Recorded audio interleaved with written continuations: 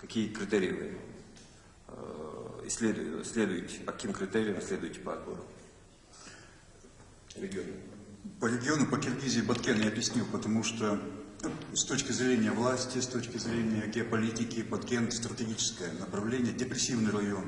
Развитие района входит как бы в наши планы. Извиняюсь, я вас перебью. По Баткену, по Киргизии понятно, вообще по стране, по миру. То есть сейчас вопрос же по Киргизии, вы говорите, что такие модули будут и в других странах. На этот вопрос президент наш ответил. Вы видите, что мир разделился на дружественные и недружественные государства. Поэтому приоритет будет республикам СНГ, в первую очередь соседям. Ну, вы, киргизы же, знаете, что с соседом иногда нужно лучшие отношения иметь даже, чем с родственниками.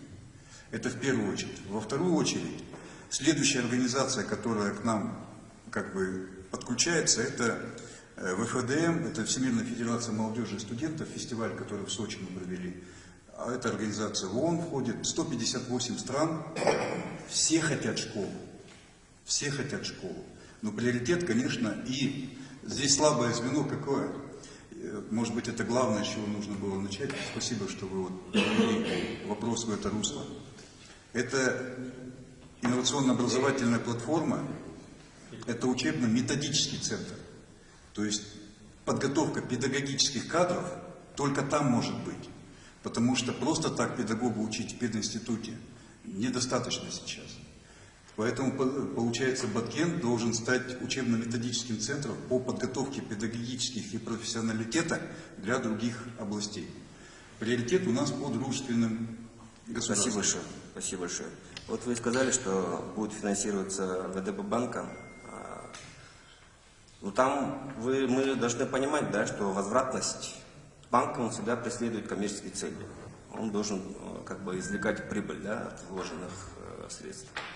В данный момент мы должны понимать, что возвращения средств не будет, правильно? ВТБ банк финансирует этот проект, это политика. Тут вопрос денег не стоит. Безвозвратно, то есть? Безвозвратно. Я уже спрашивал, я говорю, сколько нужно денег потратить там, на машину, на дом и так далее. А сколько нужно денег на ребенка потратить? Вот сколько нужно, столько и нужно на него тратить. Мы в 11 классе, у нас есть урок, мы просим, чтобы дети подсчитали, сколько родители на них потратили денег вот, к их возрасту. Дети в шоке вообще, и родители в шоке, какие суммы на самом деле большие. Спасибо. Этот вопрос по 4, вот по этой сумме вопрос решенный, это безвозвратные деньги. Будем считать, что это инвестиция в будущее. Какая сумма на содержание данной платформы в год после того, как мы введем в эксплуатацию? Через 1,5 года по нашей экономической модели, это есть такой закон о потребительской кооперации в Российской Федерации. То есть эта структура в экономике работает как потребительская кооперация. Через 1,5-2 года работы она себя обеспечивает самостоятельно, зарабатывает прибыль. Это долевое участие участников этого проекта. Детей нужно учить зарабатывать деньги на высоких технологических профессиях.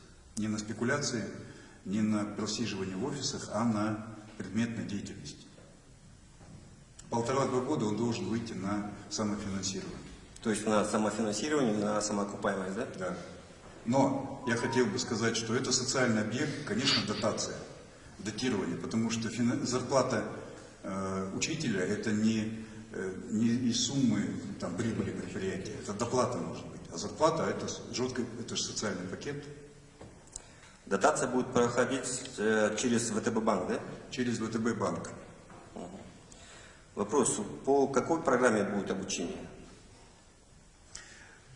Программа обучения, вот 30%, которые я говорю, программа сама, здесь, я думаю, что здесь Министерство же образования есть люди, да? Да. По программе Министерства образования Кыргызской Республики, да? Да, это же ваша школа. Окей, спасибо. И один такой маленький вопрос. Вы говорите, что там основной акцент будет, ну, на наш язык, это профессионально-техническое, да? Уклон будет. Вот могут ли ученики после 9 классов поступать туда? СПО? Да. Да, это мягкий переход. Мы заинтересованы, чтобы ребенок вообще пошел в СПО А остались только те, кто потом будут точно поступать в высшее учебное заведение. Они просиживали просто 2 года на шее у родителей. Нет, я имею в виду, если, например, условно там мальчик учится в бишкекской школе, пусть 9 класса, он хочет поступить именно на этот модуль, который находится в Баткене. Он и может ли? Или... Я думаю, что первый модуль в Баткене, приоритет идет местные дети. Приоритет идет местные дети. Потому что если мы сейчас спустим всех желающих туда, это нереально. Лучше строить в каждом, отдельно в регионе, потому что, как в Москве было, все поедут в Москву. То есть приоритет будет это по Баткенской области, да? Первый модуль, приоритет по Баткенской. Это будет стимулировать другие регионы строить такой модуль. В последующем, есть какие-либо что в других регионах тоже возможно будет строить? Есть такая возможность? Для меня, я планирую это минимум 7 таких платформ в каждой области нужно ставить, в каждой области, чтобы они еще друг с другом общались. Везде разная этнография, разная география, разные производственные будущие задачи. Это разные структуры. И они обязательно должны взаимодействовать друг с другом. Обучение будет на каком языке? Обучение в школе будет на русском языке, киргизский язык в обязательной программе, потому что требования к киргизскому языку тоже должны быть высокие. Потому что это культура, это история. Ребенок обязан знать историю свою. Я здесь на этой позиции стою. Национальные языки нужно знать обязательно. То есть получается только киргизский язык и киргизская литература, да? Что еще раз, извините? Кыргызский язык и только кыргызская литература будет, да? Преподаваться. Модуль киргизского На языка, кыргызском языке. конечно, с историей и с литературой обязательно. А как? Все, спасибо большое. Рахмат.